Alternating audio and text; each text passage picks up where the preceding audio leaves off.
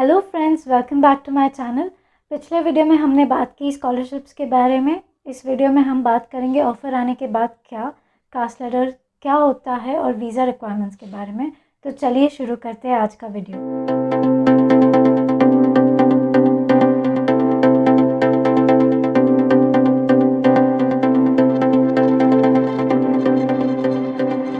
आपने एप्लीकेशन कर दी, आपको अनकंडीशनल ऑफ़र भी मिल गया।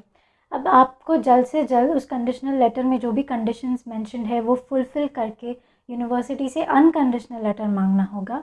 अनकंडीशनल आने के बाद आप जो भी डिपॉज़िट पे करोगे 2000 या 3000 पाउंड्स होता है जनरली, वो पेमेंट कंप्लीट करने के बाद ही आप कास्ट लेटर के लिए अप्लाई कर सकते हो। अब कास्ट क्या होता है, बहुत लोगों को पता होगा, जिन्हें नहीं पता है उन्हें मैं बता दूँ। कास्ट मतलब कंफर्मेशन ऑफ एक्सेप्टेंस। ये आपको यूनिवर्सिटी से मिलेगा। ये वीज़ा के लिए बहुत इम्पॉर्टेंट डॉक्यूमेंट है। इसमें एक कास्ट नंबर आपको दिया जाएगा जो आपको वीज़ा एप्लीकेशन के टाइम पे वहाँ पे मेंशन करना होगा, और कास्ट लेटर आपको as a sponsorship evidence visa के टाइम पे वो डॉक्यूमेंट सबमिट करना होगा। इसके अलावा कास्ट में क्या क्या मेंशन होता है, तो आपका नाम, आपका वीज़ा किस कैटेगरी के अंडर आप अप्लाई करोगे वो मेंशन होगा, आपके कोर्स डिटेल्स, यूनिवर्सिटी डिटेल्स, आपके प्रीवियस एजुकेशनल क्वालिफ़िकेशंस, मतलब आपको यूनिवर्सिटी ने किस बेसिस पे एडमिशन दी है वो, और आपका इंग्लिश प्रोफिशिएंसी प्रूफ। अगर आपने आइल्स दिया है तो आपका आइल्स स्कोर, अगर आपको आइल्स वेवर मिला है तो वो क्यों मिला उसका डिस्क्रिप्शन। इसके अलावा आपकी टोटल फ़ी कितनी है वो मेंशन की जाएगी, और कास्ट इशू होने तक आपने कितनी फ़ी पे की है वो भी उसमें मेंशन होगा। तो अब आपको पता चल ही गया होगा कास्ट इतना इम्पोर्टेंट क्यों होता है। तो अब अप्लाई कैसे करें। आपको कास्ट ऑटोमेटिकली नहीं मिलेगा।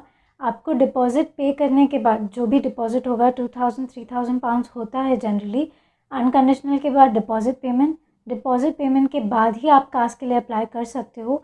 एक कास्ट फॉर्म आपको यूनिवर्सिटी की तरफ से मिला होगा, या फिर आप उन्हें मेल करके वो मांग सकते हो।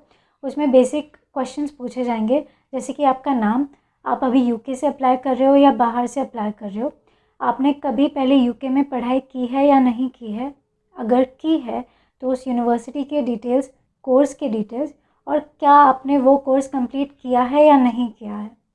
इसके अलावा आपको और सिमिलर क्वेश्चंस पूछे जाएंगे, जैसे आपने कभी यूके में किसी और वीज़ा के लिए पहले अप्लाई किया है, जैसे टूरिस्ट वीज़ा हो या जनरल वीज़ा हो, वर्क वीज़ा हो।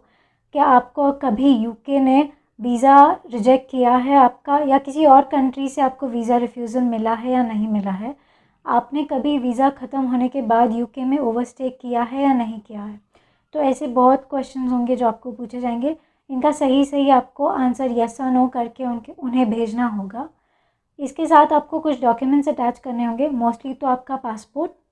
इसके अलावा कास्ट फॉर्म में जितने भी क्वेश्चंस पूछे, अगर उसमें से कोई सच है तो उस रिलेटेड डॉक्यूमेंट आपको एज अ प्रूफ उसमें अटैच करके उन्हें सबमिट करना होगा। इस एप्लीकेशन के बाद आपको 15-20 डेज़ मैक्सिमम वेट करना होगा। इसके बाद आपको आपका कास्ट लेटर प्रोवाइड किया जाएगा।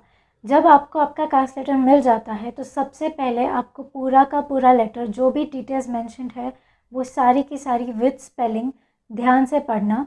बहुत बार ऐसा होता है कि कोई स्पेलिंग मिस्टेक हो जाती है, या यूनिवर्सिटी से थोड़ी भी अगर कोई गलती हो जाती है तो आपको वीज़ा के टाइम पे बहुत टेंशन झेलना पड़ेगा। तो इससे अच्छा है जब आपको मिलता है तभी सब कुछ चेक करके, अगर आपको लगता है कुछ करेक्ट होना चाहिए, कोई करेक्शन होना चाहिए, तो आप तुरंत यूनिवर्सिटी से कांटेक्ट करके वो करेक्शन करवा लो।